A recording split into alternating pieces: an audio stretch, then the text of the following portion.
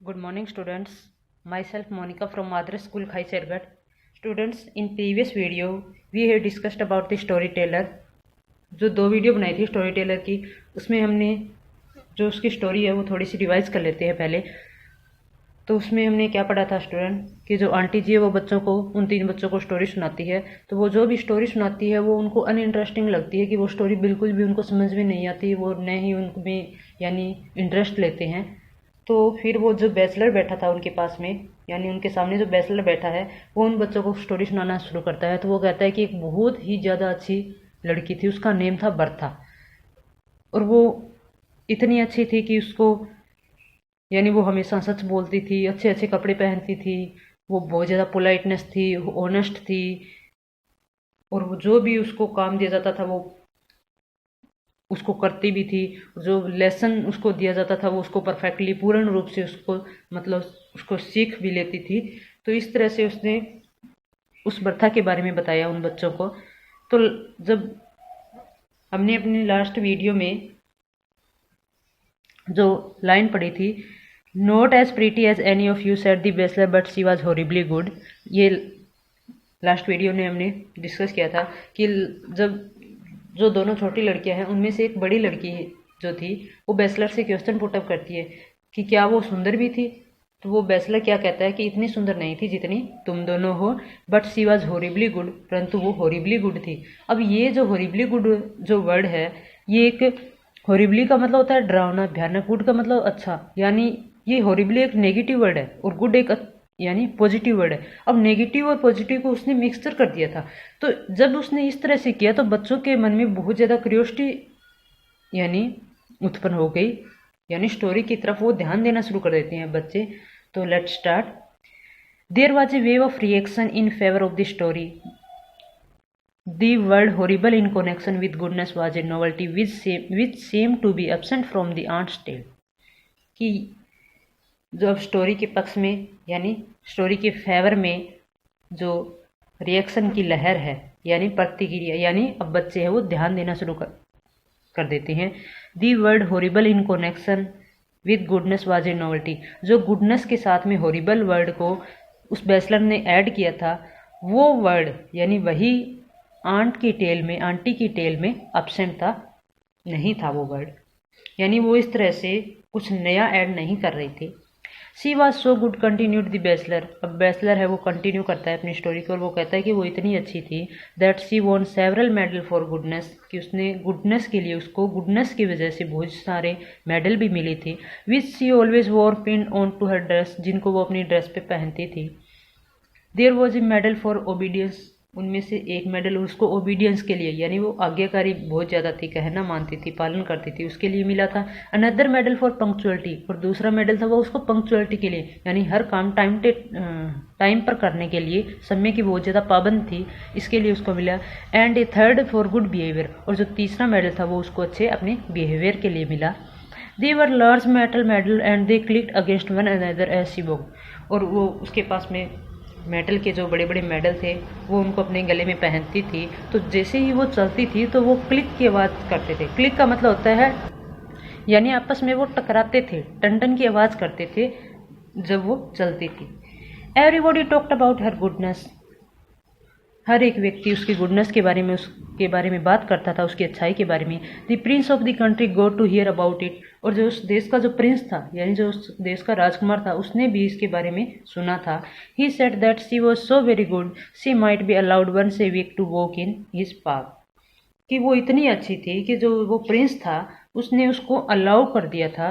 Allow का मतलब अनुमति देती थी कि वीक में एक बार वो उस पार्क में घूमने जा सकती है।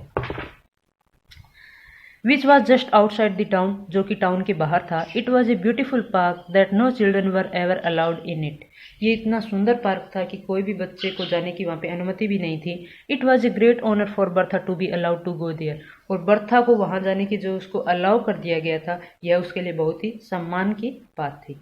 वर there any sheep in the park demanded Cyril, तो अब सीरियल है वो डिमांड करता है, यानी वो उस बैचलर से क्वेश्चन पुटअप करता है, क्या पार्क में कोई भेड़ भी थी यानी शिप थी।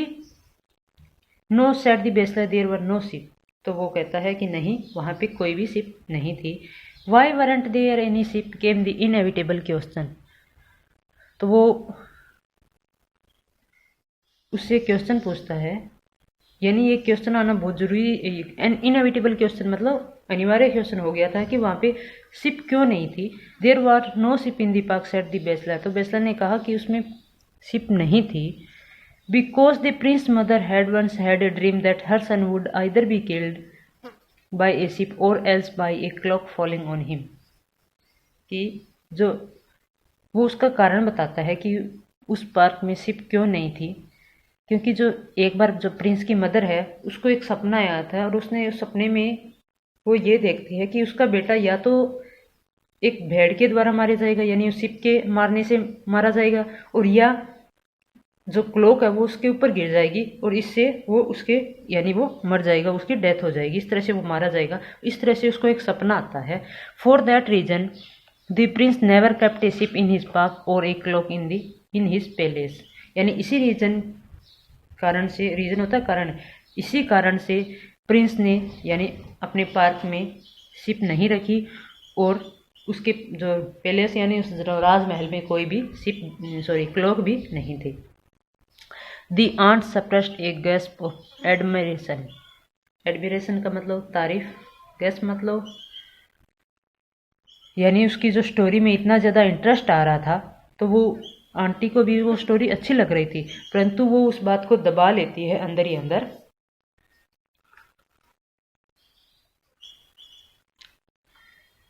Was the prince killed by a sheep or by a clock asked serial.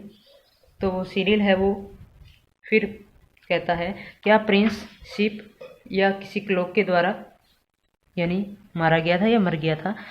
He is still alive, so we can't tell whether the dream will come true, said the bachelor unconcernedly.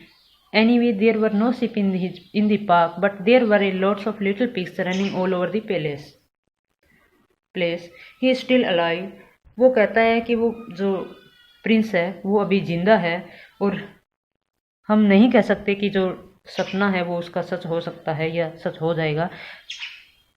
तो bachelor कहता है anyway यानी चलो छोड़ो, अब मैं बताता हूँ कि जो पार्क है उसमें कोई भी भेड़ भी नहीं थी और जो पार्क में क्या था वो बताता है कि lots of little pigs running all over the place, कि उस पार्क में पिग्स थे जो इधर उधर दौड़ रहे थे। व्हाट कलर वर दे, कौन से कलर के थे वो उनसे पूछता है कि what colour were they. Black with white faces, white with black spots, black all over, grey with white patches and some were white all over. तो बैचलर है वो कहता है black with white faces, white with black spots, यानी कहीं सफ़ेद थे कहीं काले धब्बे भी थे। ब्लैक ऑल ओवर, कुछ सारे ही काले थे कुछ सारे ही सफ़ेद थे, गले कलर के भी थे। इस तरह से वो उन पिग्स के बारे में बताता है। Bertha was sorry to find that there were no flowers in the park. और बर्था को जब बहुत ही दुख होता है जब वो उस पार्क में जाती है कि वहाँ पे कोई भी फ्लावर्स नहीं था। Why weren't there any flowers, वहाँ पे फ्लावर्स क्यों नहीं थे, ये बच्चे वो क्वेश्चन पुटअप करते हैं उस बैचलर से। Because the pigs had eaten them all, said the bachelor promptly. Promptly का मतलब होता है तुरंत ही वो बैचलर है वो बच्चों ने जो क्वेश्चन किया उसका आंसर दे देता है, क्योंकि जो पिग्स थे वो उसको खा जाते थे, यानी वो सारे सुअर थे वो उन फूलों को खा जाते थे। The Gardner's had told the Prince that he couldn't have pigs and flowers. तो जो गार्डनर्स है उस पार्क का जो माली है वो उसने प्रिंस को बताया कि आप पिग्स और फ्लावर्स को एक साथ नहीं रख सकते, या तो आप पिग्स रखोगे और या आप फ्लावर रखोगे। तो स्टूडेंट्स नेक्स्ट जो जितना भी ये रहता है लेसन उसको हम नेक्स्ट वीडियो में करेंगे। I hope you understood. इससे रिलेटेड वर्ड मीनिंग आपको होमवर्क में दे दिए जाएंगे। Thank you so much.